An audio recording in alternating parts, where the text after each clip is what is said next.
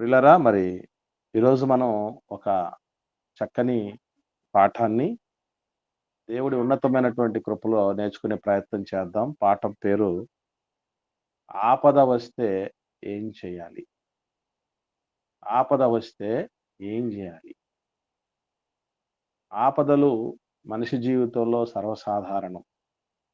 వాళ్ళు ఎంత తెలివిమంతులైనా, ఎంత అనుభవజ్ఞులైనా, ఎంత చదువుకున్నా,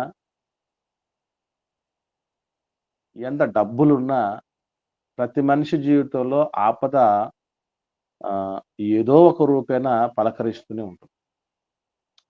సో, ఇటువంటి పరిస్థితుల్లో మనం ఎంత జాగ్రత్త పరులమైనా సరే ఆపదలు సంభవిస్తుంటాయి. సో, ఈ ఆపద సమయం అనేటటువంటి పరిస్థితులు మనిషి ఖచ్చితంగా ఫేస్ చేస్తాడు. అలాంటి సమయంలో మనం ఎలా వ్యవహరించాలి? ఏం చేయాలి? ఎలా దాన్ని డీల్ చేయాలి? ఎలా ఆపద నుంచి బయటపడాలి? ఇది ప్రతి పాత్రలో ఊహ తెలిసిన ప్రతి మానవుడి పాత్రలో ఖచ్చితంగా ఆపదలు సర్వసాధారణం, సహజంగా ఉండిపోతాయి. అటువంటి పరిస్థితులు దినదిన గండం మనిషికి నూరేళ్ల ఆయుష్షు అంటారు పెద్దలు. ఈ ఆపదలనేవి వచ్చినప్పుడు సర్వసాధారణంగా మనుషులంగా మనం ఏం చేస్తాం? ఆవేదన చెందేవాళ్ళుంటారు. ఆక్రోశ పడేవాళ్ళుంటారు. అంటే బాధలు ఎక్కువైపోయి ఇంకా ఈ సంకట పరిస్థితుల్లోకెళ్ళేవాళ్ళు ఒక బృందమైతే, పరిస్థితుల మీద, వ్యక్తుల మీద, ఆఖరిగా దేవుడి మీద గూడా కోపం పెంచుకునే వాళ్ళుంటారు. ఆపదనేదొచ్చినప్పుడు. ఎందుకంటే ఎవరు మమ్మల్ని పట్టించుకోవట్లేదు. దేవుడు మమ్మల్ని వదిలేసాడు. దేవుడు మమ్మల్ని చిన్న చూపు జూసాడు. ఎవరికీ మేమంటే విలువ లేదు. లెక్క లేదు. మేమైపోయినా ఎవరు పట్టించుకోరు. మేము బాగున్నప్పుడు అందరూ మా దగ్గరకొస్తారు. మాది అందరికి కావాలంటారు గానీ, మా బాధలెవరికీ పట్టవు. ఈ బాధలు ఇవన్నీ గూడా ఎక్కువైపోయినటువంటి పరిస్థితులు ఉంటాయి. కానీ ఆవేదన చెందటం, ఆక్రోశం రావటం కంటే శ్రేష్టమైనటువంటిది నిజంగా ఆ ఆపదను డీల్ చేయటం. ట్రబుల్ షూటింగ్ అంటారు దాన్ని ఆంగ్లంలోనైతే. ట్రబుల్ షూటింగ్ అంటే ట్రబుల్‌ని షూట్ చేయాలి. కానీ ట్రబుల్‌ని బట్టి మనల్ని మనం షూట్ జేసుకుంటాం. అది తప్పు.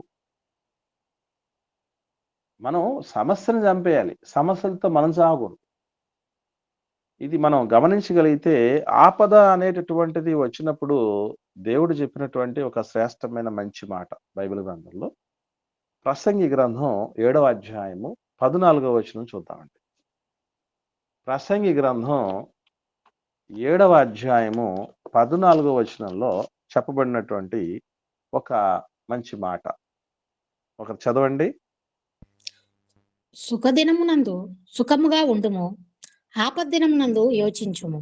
తాము చనిపోయిన తర్వాత జరుగు దానిని నరులు తెలుసుకొనకుండునట్లు దేవుడు సుఖదుఖములను జతపరిచియున్నాడు.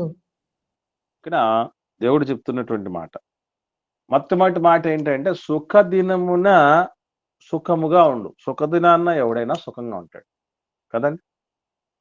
సుఖమొచ్చినప్పుడు సుఖపడ్డం సుఖంగా ఉండటం ఎవరికైనా అది చెల్లిందే. అది విదితమే తెలిసిందే. అదేం వింత గాదు, కొత్త గాదు. కానీ, కానీ రెండోదుంది చూసారా? అది అందరికీ సాధ్యమేది కాదు. ఏమిటది? ఆపద దినమునందు యోచించటం. యోచించటం అంటే ఆలోచన యోచించ చేయడం. ఆలోచించటం అండి. Very good. సో, ఆపద వస్తే ఆలోచించే వాళ్ళే ఎంతమంది? ఆపద వచ్చినప్పుడు మనం పరిస్థితులను తిట్టుకుంటాం. పరిస్థితుల్ని తప్పుపట్టుకుంటాం. మన చుట్టూ ఉన్న వ్యక్తులను తప్పుపడతాం. దేవుడిని తప్పుపడతాం. ఇకపోతే ఇంకా చెప్పాలంటే మనల్ని మనం గూడా తప్పుపట్టుకుంటాం. మనం అసమర్థులమని, మనం చేతగాని వాళ్ళమని, మన బతుకు ఇంతేనని, ఈ విధంగా ఆపద వచ్చినప్పుడు ఆహ్, దాని గురించి నెగెటివ్‌గానే ఆలోచన చేసేవాళ్ళు చాలా మందుంటారు. ఆపద వచ్చినప్పుడు, ఆపద వచ్చినప్పుడు ఆలోచించే వాళ్ళు చాలా అరుదు. ఇప్పుడు వీడియో రాలేనిది ఒక ఆపద అనుకుంటున్నాం. ఇది ఎందుకు జరుగుతోంది అన్నటువంటిది రకరకాలుగా ప్రయత్నాలు చేశాం. ఏ ప్రాబ్లమ్ ఏంటి అని రీస్టార్ట్ చేసేదా? లేకపోతే డివైస్ మార్చేదా? లేదంటే నెట్ బ్యాలెన్స్ ఎంతుంది? ఏంటి సంగతి? ఏం ప్రాబ్లమ్ ఉంది?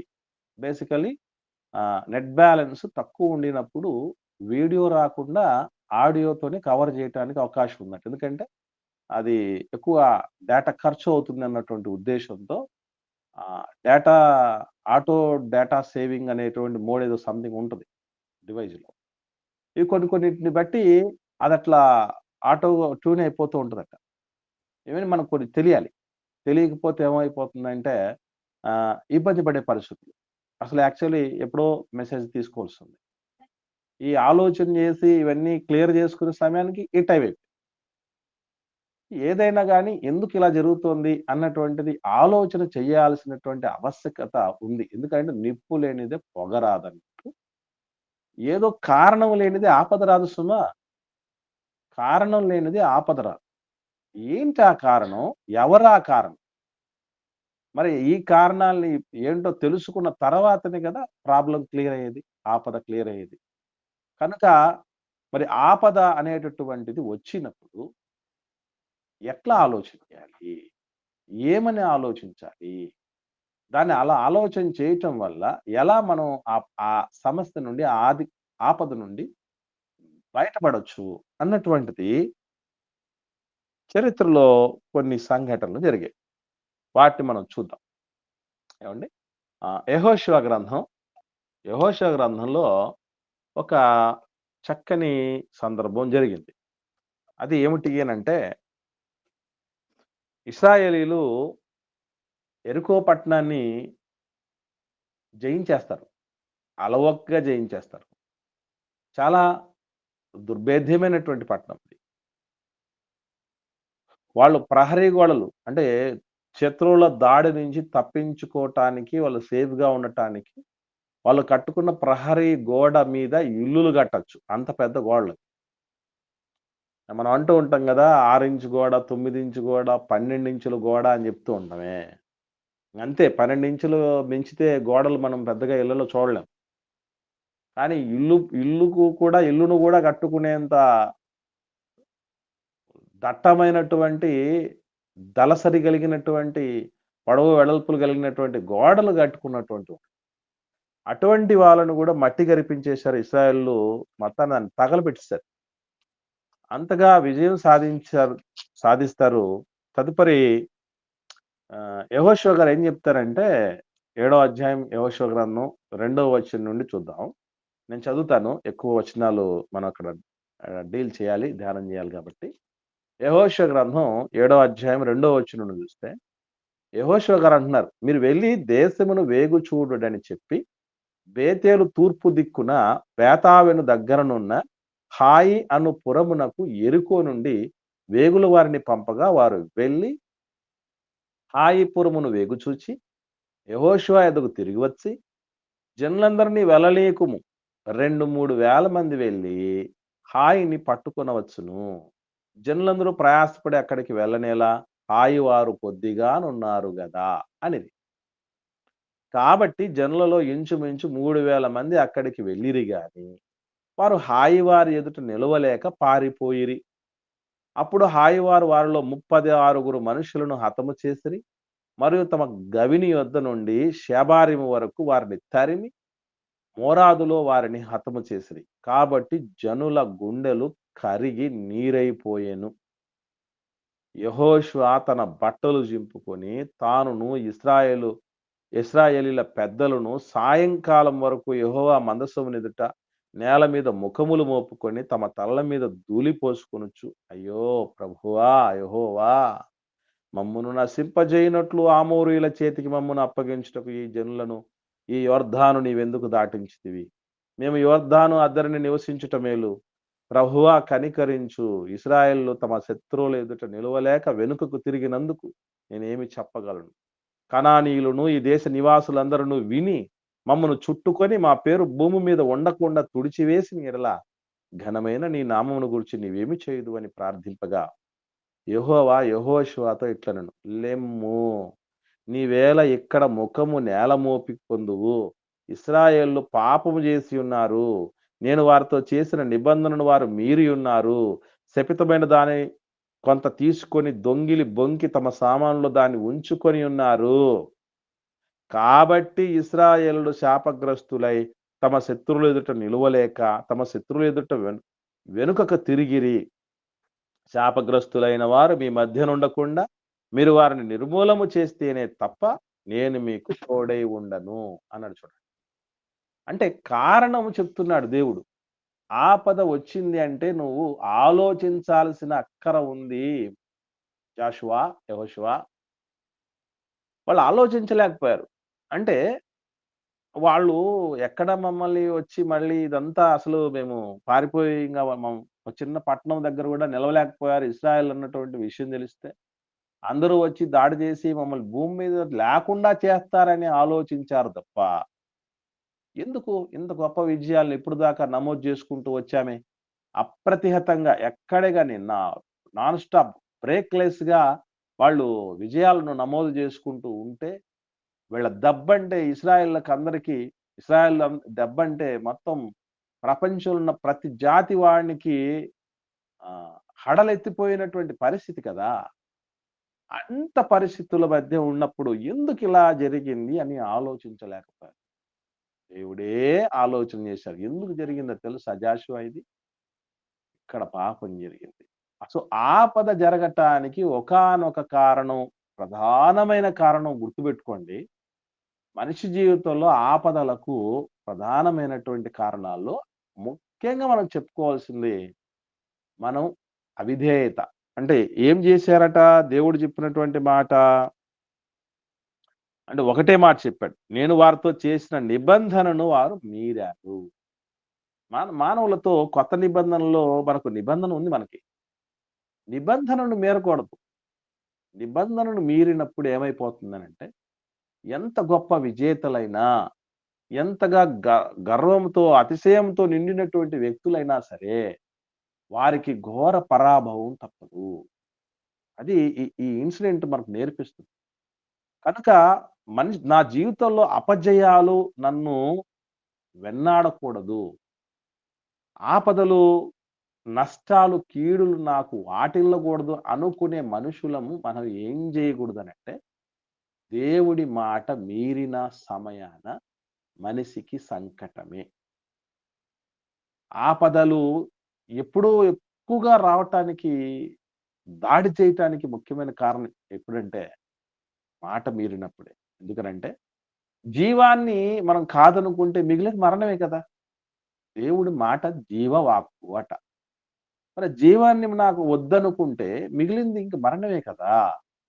అమృతం కాదనుకుంటే మిగిలేది విషమే.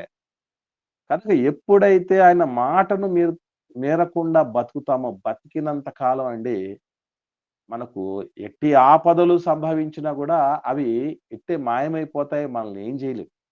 సరిగదా? ఇంకా మనల్ని మరింత మెరుగైనటువంటి స్థితికి తీసుకెళ్తాయి. మరింత గొప్ప ఆశీర్వాదానికి తీసుకెళ్తాయి. మరింత ఘనతకు తీసుకెళ్తాయి. అయితే గుర్తుపెట్టుకోండి, ఇది ప్రధానమైనటువంటి కారణం. ఆపదలకు ప్రధానమైన కారణం పాపం. రెండో కారణం ఉంది. అది పరీక్ష. ఇప్పుడు షద్రక్, మేషక్, అబేద్నెగోలకు ఆపదొచ్చిందా లేదా అండి? వచ్చిందన్నా. ఎంత ఆపద? ఎంత ఆపదది? ప్రాణాపాయ పరిస్థితి కదండీ! వేడిమి గల మండుగుణంలో పడేసేటటువంటి ఆపద, ప్రాణం తీసేటువంటి ఆపదండి. అంత ఆపద రావటానికి వాళ్ళేం పాపం చేయలేదు సుమా! అది పరీక్షగా వచ్చింది. వాళ్ళ విశ్వాస పరిమాణం ఎంతగా ఉంది అని తెలుసుకోవటానికి వచ్చింది ఆపద. వస్తే మనకు అటువంటి ఆపదలు రావాలి తప్ప, మన పాపాల వల్ల ఆపదలు రాకూడదు. దానియేలు గారు ఏం పాపం చేశాడు? ఆయనకు మరి సింహాలకు బోనులో వేసేటటువంటి పరిస్థితి ఎందుకు అంటే అది పరీక్ష కోసం వచ్చింది. దానియేలు గారు నిలబడతారా అధికారం కోసం? లేకపోతే ఇక్కడున్నటువంటి హోదా నిలబెట్టుకుంటాడా? స్థాయిని నిలబెట్టుకుంటాడా? లేదంటే దేవుడి వైపు నిలబడతాడా? అదొక పరీక్ష. సో, పరీక్ష కోసం వచ్చే ఆపదలుంటాయి. అలాంటివి రావచ్చు. మని మనకు తెలుసు యోసేపు గారు ఏం పాపం చేశారండి? చెరసాలలో వేయబడ్డాడు గదా! సంఖ్యలు అతన్ని బాధించాయని రాయబడింది పరిశుద్ధ. అంతగా అంతకాలం ఆయన కఠినమైనటువంటి, దారుణమైనటువంటి స్థితిలో ఆయన చెరసాలను అనుభవించడానికి ఆయన ఏం పాపం చేశాడు? ఎవడిని చంపింది లేదు, ఎవడిని పాడు చేసింది లేదు, ఎవడిని దోచుకున్నది లేదు. ఆ విధంగా ఆపద రావచ్చు. తన నీతిని బట్టి వచ్చిన ఆపద. తన శీలానికి వచ్చినటువంటి పరీక్ష కొరకు వచ్చిన ఆపద. అటువంటి ఆపదలు మన జీవితంలో రావచ్చు గానీ, ఇదిగో ఈ విధంగా యెహోషువ గ్రంథంలో ఎవరైతే ఈ ఆకాను అనేటటువంటి వ్యక్తి ఒక్కడిని బట్టి ఇశ్రాయేలు సమాజం అంతటికి కూడా ఆ ప్రమాదం వాటిల్లింది. మన జీవితాలు ఎట్లా ఉంటాయంటేనండి, మనదొక టీమ్ అన్నమాట. ఒక కుటుంబం ఒక టీమ్ లాంటిదండి. ఒక జట్టు లాంటిది. అలాగే ఒక సంఘం, మనం సహవాసం ఒక జట్టు లాంటిది. ఇందులో అందరూ కూడా అలర్ట్‌గా ఉండాలి. అందరూ కూడా వారి వంతు పాత్ర సమర్థవంతంగా పోషించాలి. ఏ ఒక్కరు సరిగా పెర్ఫార్మ్ చేయకపోయినా, ఏ ఒక్కరు సరిగా ఉండకపోయినా అది అందరికీ ఎఫెక్ట్ అవుతుంది. అది అందరి మీద ప్రభావం చూపుతుంది. మీరు గమనించండి. ఖచ్చితంగా ఆ ప్రభావం తాలూకు పరిస్థితులు ఉండనే ఉంటాయి. అందుకే జాగ్రత్తగా దేవుడు ఎప్పుడు అంటూ ఉంటాడు, ముద్దలో కొంచెము పులిసిన పిండి కూడా ఉండకూడదు. ఉంటే ముద్దంతా కూడా ప్రమాదమే అని. కాబట్టి ఈ అవిధేయత, ఆ మాట మీరేటటువంటి తత్వం, నిబంధన మీరేటటువంటి లక్షణం వలన ఏమవుతాయంటే ప్రమాదాలొస్తాయి. అటువంటి టైంలో కూడా దేవుడు అవకాశం ఇస్తాడు. దేవుడు అన్న మాట ఇక్కడ గమనించండి. ఏమన్నాడు? శాపగ్రస్తులైన వారు మీ మధ్య ఉండకుండా మీరు వారిని నిర్మూలన చేస్తే తప్ప నేను మీకు తోడై ఉన్నాను. రండి చెప్తున్నాడు. ప్రాబ్లమ్ ఎందుకొచ్చింది? హాయి దగ్గర ఎందుకు మీరు హాయిగా లేపేయొచ్చు వాళ్ళని అనుకుని పోయినటువంటి వాడు. హాహాకారాలతో తిరిగి వచ్చావు గదా! ఎందుకొచ్చావు? తెలుసా నీకు అని దేవుడు చెప్తూ, మరి దీనికి జవాబు కూడా చెప్తున్నాడు. దానికి పరిష్కారం కూడా చెప్తున్నాడు దేవుడు. దేవుడు ఎంత గొప్పోడంటే, సమస్యను ఎందుకొచ్చిందిరా అని ప్రశ్నించడంతో పాటు ఎలా పోతుందో కూడా దేవుడు దారి చూపిస్తాడు. ఏవండీ? అదే ఆయనకున్నటువంటి గొప్పతనం. దేవుడికున్న గొప్పతనం అదే. దారి చూపిస్తాడు. మనం ఎక్కడ దారి తప్పామో చూపిస్తాడు. మరి ఎట్లా దారిలో పడాలో కూడా చూపిస్తాడండి. అలాగే చెప్పాడాయన. ఇప్పుడు వాడు నిర్మూలమవ్వాలి. వాడు లేకుండా పోతే అంతా ఆ పులిసిన పిండిని తీసి పడేస్తే ముద్దంతా సేఫ్‌గా ఉంటదని చెప్పాడు. కాబట్టి ఆపద్దినములో మనం ముఖ్యంగా గుర్తుపెట్టుకోవాల్సిందేంటంటే, ఎందుకు ఇలా సంభవిస్తోంది అని ఆలోచించాలి. ఒకవేళ ఆలోచన లేదనుకోండి, దేవుడు ఆలోచనలిస్తాడు. మనిషిలో దేవుడిచ్చినటువంటి ఆ మనస్సాక్షి చాలా గొప్పది. ఆ మనస్సాక్షిని శుద్ధి చేస్తూ, ఆ మనస్సాక్షిని కూడా శుద్ధి చేస్తూ ఉంటుంది దేవుడి మాట. వాక్యము చేత ఉదక స్నానము చేస్తూ పరిశుద్ధము, నిష్కలంకము, నిర్దోషత్వము కలిగినటువంటి సంఘంగా, యోగ్యమైన సంఘంగా నిలబెడతాడట దేవుడు. కాబట్టి వాక్యం అనేటటువంటిది నిత్యము మన మనస్సాక్షిని కూడా శుద్ధి చేస్తూ ఉంటుంది. మన మనస్సాక్షి తప్పు చేస్తున్న ప్రతిసారి మనల్ని నేరారోపణ చేస్తూ ఉంటుంది, పొరపాటు చేస్తుంది. ఇలా వెళ్ళకూడదు, ఇలా చేయకూడదు అనేటువంటి రీతిగా మనల్ని గద్దిస్తూ ఉండేటటువంటి పరిస్థితి ఉంటుంది. అది వినగలగాలి తప్ప, దాన్ని పట్టించుకోవాల్సింది తప్ప, అప్పుడు మనం చాలా బాగుపడతాం. అంటే ఆపద్దినము అనేటటువంటి అది వచ్చిన దానికి కారణం మనం నిబంధన మీరటం అనేటటువంటి విషయం మర్చిపోకండి. ఒకవేళ నిబంధన మీరకుండా ఉండినప్పుడు వచ్చిన వస్తాయి ఖచ్చితంగా ఆపదలు. మనం పాపము చేయకుండా ఉండినంత మాత్రం చేత ఆపదలు రావు అని అనుకోకూడదు. అది అమాయకత్వం. లేఖనాలు ఎరుగనటువంటి లక్షణము. నేనే పాపం చేశాను, నాకెందుకు ఈ ఆపద అనుకోకూడదు. అలాగ అనుకోనుంటే మనకంటే ముందు నీతిమంతులు, దైవజనులు, దేవుని బిడ్డలు ఎన్నో సార్లు అలా అనుకొని కుంగిపోవాల్సింది. రాలేదట్లా. ఏ నేరం చేశాడండి దావీదు గారు? అన్ని సార్లు, దాదాపు 23 సార్లు మర్డర్ అటెంప్ట్ చేశాడట వాళ్ళ మామగారు సౌలు రాజు. ఏం పాపం చేశాడండి దావీదు గారు?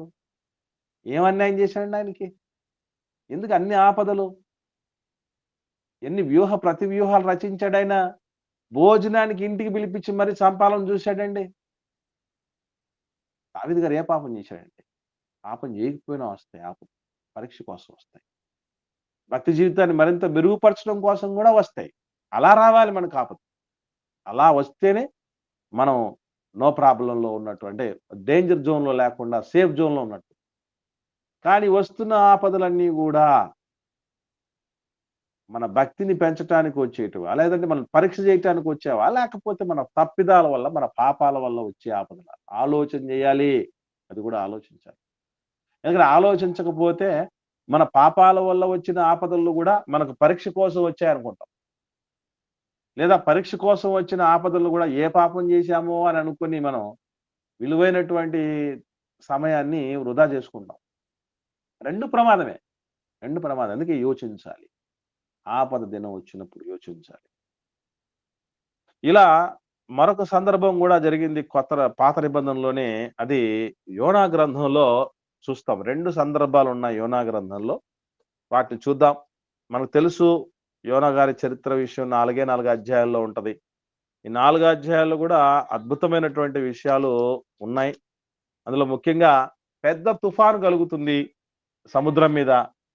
ఆ గొప్ప తుఫాను రేగినప్పుడు ఓడ బద్దలైపోయేంత పరిస్థితి. ఓడ బద్దలైపోతుందంటే అంత సులభమైనటువంటి తుఫాను కాదది. బీభత్సమైన తుఫాను. ఒకడిని టార్గెట్ చేసి వచ్చినటువంటి తుఫాను అది. అటువంటి పరిస్థితుల్లో వాళ్ళందరూ ఆలోచన చేసి వాళ్ళు అనుకున్న మంచి మాట ఏంటంటే, మొదటి అధ్యాయం యోనా గ్రంథం 7వ వచనం చూడండి ఏమనుందో. మొదటి అధ్యాయము యోనా గ్రంథం 7వ వచనంలో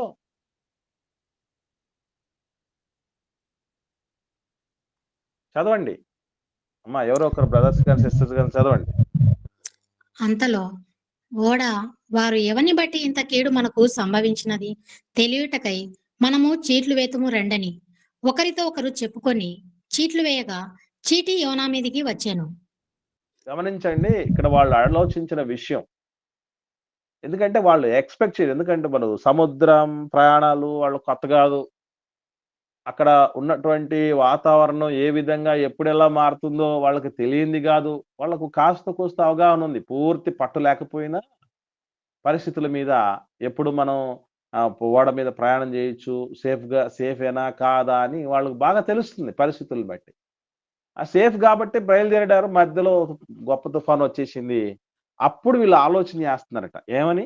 ఎవనిని బట్టి ఇంత కీడు సంభవించింది, ఆపద వచ్చింది ఆలోచిస్తున్నారు. అది కరెక్ట్ వే. అలా వాళ్ళు ఆలోచించారు గాబట్టే వాళ్ళ ప్రాణం కాపాడుకోగలిగారు. లేదు ఆలోచన రాలేదనుకోండి ఏమైపోవాలి చెప్పండి? ఎవరికీ ఆలోచన రాలేదండి అంత ఆపదొచ్చినప్పుడు. రాలేనప్పుడు ఏమైపోవడానికి అవకాశం ఉంది చెప్పండి? చనిపోవడానికి అవకాశం అందరూ ఉందా? చచ్చిపోతారు. మొత్తం ఓడలో ఉన్నోళ్ళందరూ గూడా చచ్చిపోతారు. అంటే ఆపద్దినమందు యోచించటం వలన ఏమైపోతుందంటే మన ప్రాణాల్ని గూడా మనం కాపాడుకుంటాము. అంత గొప్పది. ఆపద టైంలో ఆలోచించటం అన్నది అంత గొప్పది. ఆపదప్పుడు నేను ఆలోచిస్తే నాకేంటి అని అనుకుంటే దానికి జవాబుగా ఇక్కడ ఉంది చూడండి. ఏమనంటే ప్రాణం దక్కించుకున్నారు వాళ్ళు. ప్రాణాలు కాపాడుకున్నారు ఆపద దినములందు ఆలోచించటం వలన. కూల్‌గా ఆలోచన చేశారు. అసలు ఆపదొచ్చినప్పుడు మనం కూల్‌గా ఉండటమే జరగదు. అంతా చిందరవందర గందరగోళం అయిపోయి మరింత సంకట స్థితిలోనికి వెళ్ళిపోతాం. నా మీకు తెలుసో తెలీదండి ఇంతకు ముందు కూడా చెప్పాను మీకు. కరోనా టైంలోనటండి ఆయాసాన్ని కూడా కరోనా అనుకుని చచ్చిపోయినోళ్ళున్నారట తెలుసా మీకు? వాళ్ళకి ఆయాసం వస్తే అది ఈ కరోనానే అనుకోని భయపడి చచ్చిపోయినున్నారు. అది నాకు ఆయాసం ఉంది గదా! ముందు నుంచి. ఇది ఆయాసం తాలూకుదేమోలే అని ఆలోచన జేయలేదోళ్ళు. చేయలేదండి. అంత దారుణంగా చాలా మంది భయంతో చచ్చిపోయారట. ఆలోచన లేకుండా పోయి. కాబట్టి వీళ్ళు ఈ విధంగా ఆలోచించడం వల్ల వాళ్ళ ప్రాణాలు నిలుపుకోగలిగారు. తర్వాత ఇదే యోనా గ్రంథంలో మరొక ఇన్సిడెంట్ జరిగింది. మరొక ఆపద సంభవించింది ఒక వ్యక్తికి. ఐడియా ఉందండి ఎవరికొచ్చిందో? ఇదే యోనా గ్రంథంలో మరొక ఆపద మనం చూడగలం. ఎవరికైనా ఐడియా వచ్చిందండి? ఏమిటి మరో ఆపద? ఎవరికీ ఆలోచన రాలేదు. యోనా గారికేనా అన్న? అవునమ్మా. యోనా గారికే వచ్చిందమ్మా. యోనా గారికే వచ్చింది మరొకటి. ఎండ ఏమిటది? సొర చెట్టు వెరీ వెరీ గుడ్ అమ్మా, వెరీ గుడ్. దేవుడు ఏం చేశాడంటే 4వ అధ్యాయం 6వ వచనంలో ఒక మాట, 6వ వచనం నుండి చూద్దాం. ఒక మంచి ఇన్సిడెంట్ జరిగింది అక్కడ. యోనా గ్రంథం 4వ అధ్యాయం 6వ వచనం నుండి, దేవుడైన యెహోవా సొర చెట్టు ఒకటి ఏర్పరిచి అతనికి కలిగిన శ్రమ పోగొట్టుటకే అది పెరిగి యోనా తలకు పైగా నీడ ఇచ్చినట్టు చేశాడు. ఆ సొర చెట్టును చూచి యోనా బహు సంతోషించెను.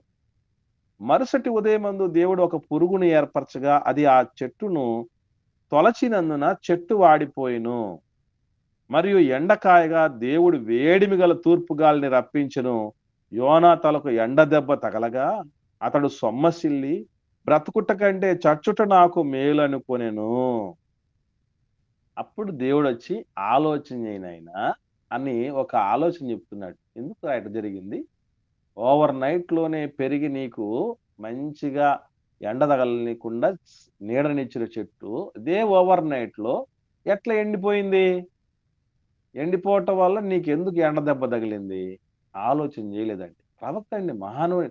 యోనా కంటే గొప్పవాడు ఇక్కడ ఉన్నాడు అన్నాడు యేసుప్రభుల వారు. చిన్నోడేం కాదు ఆయన, అని తీసేయటానికి లేదు ఆయన గురించి. అంత గొప్ప స్టేజ్ లో ఉన్నటువంటి వ్యక్తి, గొప్ప ప్రవక్త ఆయన.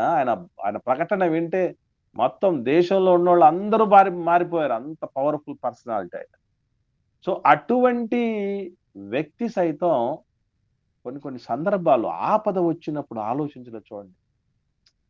అంటే చిన్నగా ఈజీగా విడిపోయేదే. కొన్ని సమస్యలు, కొన్ని ఆపదలు ఎట్లా ఉంటాయంటే కాసేపు థింక్ చేస్తే అర్థమైపోతుంది పరిష్కారం ఎక్కడో అనేది. కానీ అది కూడా చెయ్యలేని దుస్థితిలోకి వెళ్ళిపోతారు చాలా మంది. ఎగ్జాంపుల్ యోనా గారే.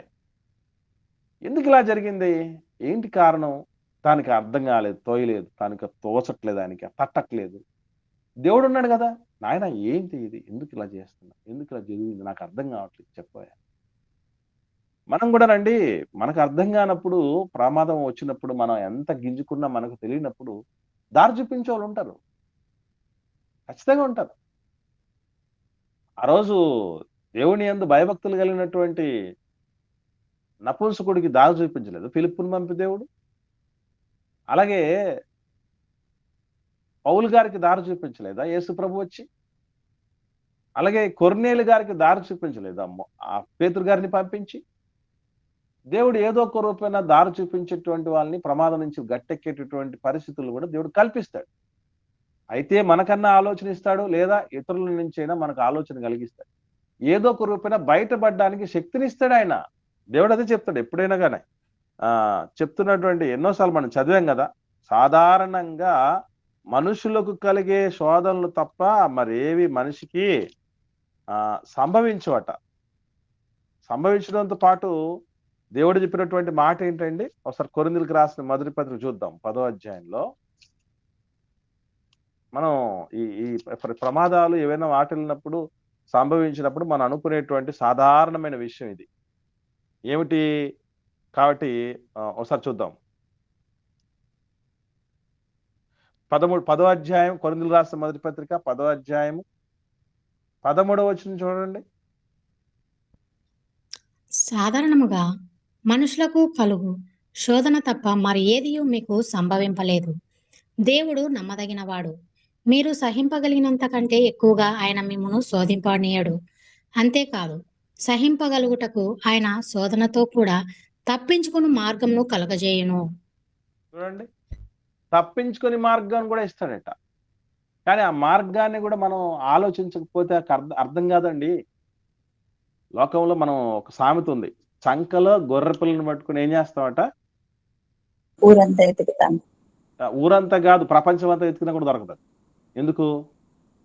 మన సంఘంలోనే ఉంది కదా. అదే అన్నమాట, చంకలో ఉన్నదాన్ని సంకలో చూస్తే అర్థం అవుతాయి. అట్లాగా మనకు ప్రాబ్లం అంతా ఎక్కడో కాదు, ఈజీగా అక్కడే ఉంటది. కానీ మనం ఆలోచన, ఒరే ఇంత సింపుల్గా, ఎంత చిన్నదా, నేను ఇప్పటిదాకా చాలా చాలా ఇబ్బంది పడ్డామే అని అనుకునే వాళ్ళు చాలా మంది ఉంటారు కదా.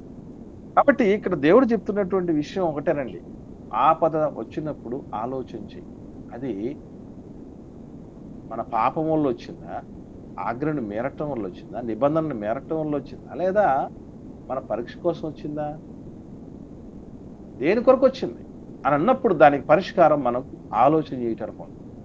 కానీ దాని గురించి ఏం ఆలోచన చేయకపోతే ఎట్లా? యోనా గారు ఏం ఆలోచన చేయరు. పోనీ దేవుడు వచ్చి ఒక మాట అడిగాడు.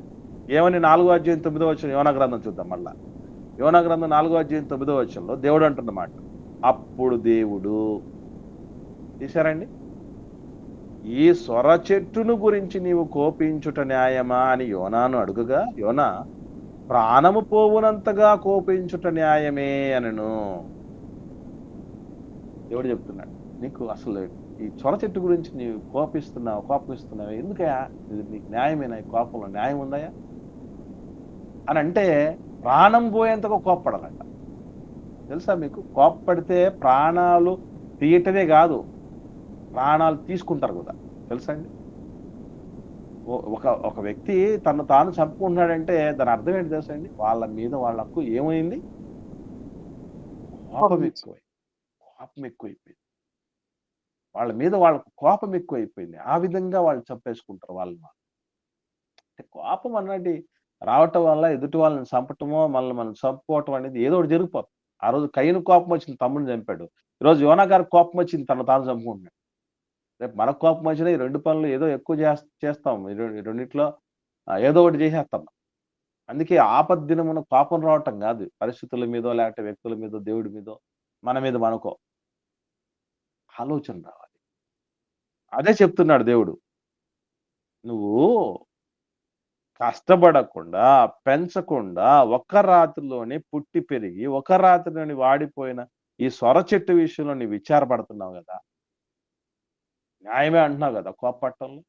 మరి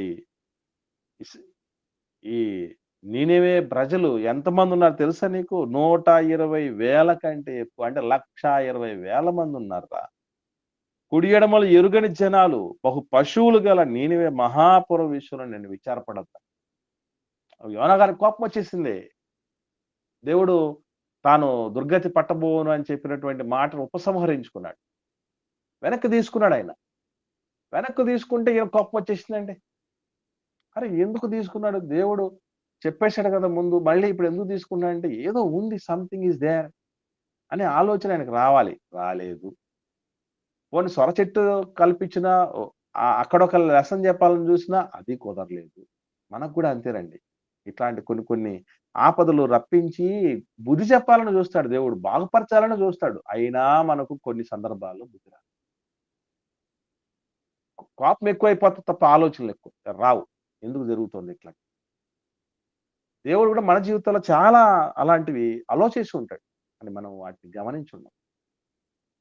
కాబట్టి పాట పాడడం చాలా ఈజీ అండి. ఏమోనండి, ఈ మధ్యకాలంలో పాట వచ్చింది, అంతా నా మనసుకే అని. విన్నారు కదా? విన్నారా పాట అండి? ఎవరు విన్నామా? వినలేదా? అందరు విన్నారు, అందరూ పాడినోళ్ళే. అందరం విన్నోళ్ళమే, అందరం పాడినోళ్ళమే కదా. కానీ మనం పరిస్థితి దగ్గరకు వచ్చినప్పుడు మాత్రం ఇదంతా నా కీడుకే అన్నట్టు ఉంటుంది ఆ సంగతి. ఇదంతా నా నాశనానికే, ఇదంతా నా బాధలకే, ఇదంతా నా వేదనలకే అనుకుంటుంటాం. ఎన్నోసార్లు మనం ఏమనుకుంటామంటే, దేవుడు ఎన్ని ఆపదలు తీసుకొని వచ్చాడు నాకు పెళ్లి చేసి అనుకుంటారులే చెప్పండి. నాకు పిల్లల్ని ఇచ్చి దేవుడు ఎన్ని కష్టాలు పెట్టేశాడు. ఈ పిల్లలు చెప్పిన మాట వినని పిల్లల్ని ఇచ్చాడు మళ్ళీ అంత. ఏమండి? అలా ఆయన పగ తీసుకుంటాడంట, కోపం తీసుకుంటాడు మనిషి మీద. ఇలా అనుకునే వాళ్ళు చాలా మంది ఉంటారండి. ఆపద వచ్చింది భర్త రూపంలోనూ, భార్య రూపంలో, పిల్లల రూపంలో, మనకు సొంత వ్యసనాల రూపంలోనూ వచ్చిందంటే ఎందుకు అలా జరుగుతుంది అని ఆలోచన చేయాలి. పేదరికం ఒక ఆపద ఎందుకు వచ్చింది తెలుసుకోవాలి. అనారోగ్యం ఒక ఆపద ఎందుకు వచ్చింది తెలుసుకోవాలి. సంబంధాలు విచ్ఛిన్నమైపోతున్నాయి ఎందుకు వచ్చిందో ఆలోచన చేయాలి. ఇవన్నీ ఏం చేయకుండానే, దాని పరిష్కారం దిశగా ఆలోచన చేయకుండానే జీవితం బాగుపడాలి, బాగుండాలి ఎట్లా అవుతుందండి? ప్రయత్నాలేమి వల్ల ఫలితాలు ఎట్లా వస్తాయి? కాబట్టి ఇది మనం అందరం చేస్తున్న పొరపాటు. ఇటువంటి పొరపాట్లు మన జీవితంలో జరగనీయకుండా ఆపద వచ్చినప్పుడు ఆలోచిద్దాం. ఎంత ఆలోచించినా మనకు ఆలోచన తట్టనప్పుడు ఆలోచన కర్తలు ఉంటారు. గుర్తుపెట్టుకోండి. ఆలోచనకర్తలు ఉండటం వల్ల సమస్యలు సులభతరం అయిపోతాయంట. ఆలోచనకర్తలు ఎవరండి జీవితంలో? ఆలోచనకర్తలు ఎవరు? మన జీవితంలో ఆలోచనకర్తలని ఎవరు అనుకోవాలి?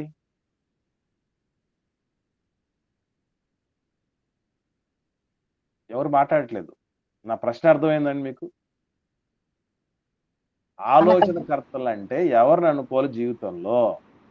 మనకు మంచి చెప్పేవాళ్ళని అదే మంచి ఎవరు మనకు మంచి చెప్పేవాళ్ళు? అందరికంటే బాగా మంచి ఎవరు చెప్తారండి? మా నాన్న చెప్తారు. అమ్మ, బోధకులు నాన్న చెప్తారు. ఇంకా బోధకులు దేవుళ్ళు చెప్తారండి. అమ్మా నాన్నల కంటే మీరు గుర్తుపెట్టుకోండి, అమ్మా నాన్నల కంటే సంఘములో ఉన్న బోధకుడు, సేవకుడు చెప్తాడు. ఎందుకంటే పెద్దోళ్ళు అప్పుడప్పుడు మీరు చూడండి, మనం పెళ్ళైన తర్వాత మనకి మన అమ్మ నాన్నలు అన్ని దాంట్లో ముందు పెళ్లి కాకముందు జోక్యం చేసుకుంటారా? పెళ్లి కాకముందు మనలో చాలా విషయాలు జోక్యం చేసుకున్నోళ్ళు వివాహమైన తర్వాత జోక్యం చేసుకుంటారా? ఆ విధంగా ముందు చేసుకోవాలి. జోక్యం చేసుకున్నంత చేసుకుంటారా? చేసుకోరు. ఎందుకనంటే వాళ్ళ మైండ్‌లో ఒకటి వచ్చిపోయి ఉంటది. ఏమంటే వీళ్ళు పెద్దోళ్ళు అయిపోయారు. ఇంకా పిల్లలు కలిగి ఉండి మనం ఒక స్థాయిలో ఉండగలిగితే అస్సలు ఇంకా పూర్తిగా డిస్టెన్స్ మెయింటైన్ చేస్తారు. సంఘంలో అలా ఉండదండోయ్! సంఘంలో వాళ్ళొక ఆఫీసర్ అయినా, ఏ స్థితిలో ఉన్నవాడైనా, ఎంత వయసులో ఉన్నోళ్ళైనా గూడా సంఘానికి ఒక క్రమం ఉంటది. ఒక పద్ధతి ఉంటది. ఒక కట్టుబాటు ఉంటది. దాని ప్రకారమే అందరూ. కాబట్టి మనకు ఆలోచనకర్తలు ఎవరో కాదు. ఎందుకంటే దైవ ప్రతినిధి చాలా అంటే ఎన్నో చూసుంటాడండి. మా మా దగ్గర చాలా మంది కొంతమంది సంబంధాలు చూడండని చెప్పడానికి ముందుకొస్తూ ఉంటారు. ఎందుకు చెప్తారో తెలుసండి? మేము స్థానిక సంఘాలు చూసుంటాం. బయటికెళ్ళి చాలా సంఘాలు, పరిస్థితులు, వ్యక్తులు, విశ్వాసులు చూసుంటాం. ఎన్నో కౌన్సెలింగులు ఆహ్, వయసులో పెద్దవాళ్ళు మాకంటే ఉండొచ్చేమో గానీ, అనుభవంలో మాత్రం వాళ్ళంత అనుభవం గడించినటువంటి తలబడిన పరిస్థితులు ఉండవండి మిగతా వాళ్ళకి. ఇటు లేఖనాలతో, అటు సమాజంతో, ఇటు వ్యక్తిగత జీవితంలోనూ, కుటుంబ విషయంలోనూ ఎన్నో అనుభవాలు వాళ్ళు గడించినటువంటి వాళ్ళు. కనుక ఖచ్చితంగా మనకు ఆలోచన రాలేదనుకోండి, ఇదిగో ఇట్లాంటి ఆపదలు మాకు వస్తున్నాయి. ఏమై ఉంటది కారణం? దైవజనుడిని అడగాలి. దానికి సరైనటువంటి పరిష్కారం దేవుడు డైరెక్ట్‌గా ఏదో దేవుడొచ్చి దర్శనాల్లో, స్వప్నాల్లో మాట్లాడడు గదా! వ్యక్తుల ద్వారానే మాట్లాడతాడు. అసలు అపోస్తల కార్యంలోనే మీరు చూడండి. దేవుడేమో డైరెక్ట్‌గా ఏం స్వప్నంలో చెప్పొచ్చు గదా! నపుంసకుడికి ఫిలిప్ గారిని పంపించాడు. తర్వాత కొర్నేలు గారి దగ్గరికి పేతురు గారిని పంపించాడు. మన దగ్గరికి ఒక దైవజనుడిని పంపించాడు. ఒక దైవ ప్రతినిధిని పంపిస్తాడు. మన కుటుంబ సభ్యుల్లో ఉన్నటువంటి ఆహ్, కుటుంబ పెద్ద గూడా బైబిల్ పరంగా ఆత్మీయంగా ఒక స్థితిలో ఉన్నటువంటి ఇట్లాంటి ఆపదలు రావటానికి పరిష్కారం ఆయన వరకు వెళ్ళగలగాలి. ఆయనకు కూడా అర్థం కాలేదనుకోండి దైవజనుడు. దైవజనుడికి అర్థం కాకపోతే నడిపించడానికి లేఖనాలున్నాయి. అవన్నీ మనం పరిశోధన చేసినప్పుడు ఆయనకు కొన్ని అర్థమైపోతాయి. ఆ దిశగా పరిష్కారం అనేది సాధ్యం. కనుక ప్రియులారా ఆపద వస్తే చేయాల్సింది ఆవేదన పడటం కాదు, ఆక్రోశం పడటం కాదు గాని ఆలోచించాలి. అప్పుడు మనకు పరిష్కారం దొరకటానికి అవకాశం ఉంటుంది. ముఖ్యంగా ఆపదకు కారణం మన పాపమా? లేదా మన జీవితానికి, భక్తి జీవితానికి వచ్చిన పరీక్ష అనేది గుర్తించుకొని, పాపమైతే తొలగించుకొని పరిశుద్ధులమవ్వటానికి సిద్ధపడితే ప్రాబ్లమ్ సాల్వ్ అయిపోతుంది. అలాగే పరీక్ష కోసం అయితే పరీక్షలో నెగ్గితే మునుపటి కంటే అధికమైన మేలు మనకు సొంతమవుతాయి. ఇదండి ఆపద వస్తే ఏం చేయాలి అని. ఆ రీతిగా మనం జరగబోయే ప్రతి ఆపద కొరకు సిద్ధపడుదుము గాక. వాటిలో విజేతలమవుదుము గాక. ఆమేన్. ఎవరికైనా ఏమన్నా సందేహాలుంటే దయచేసి అడగండి.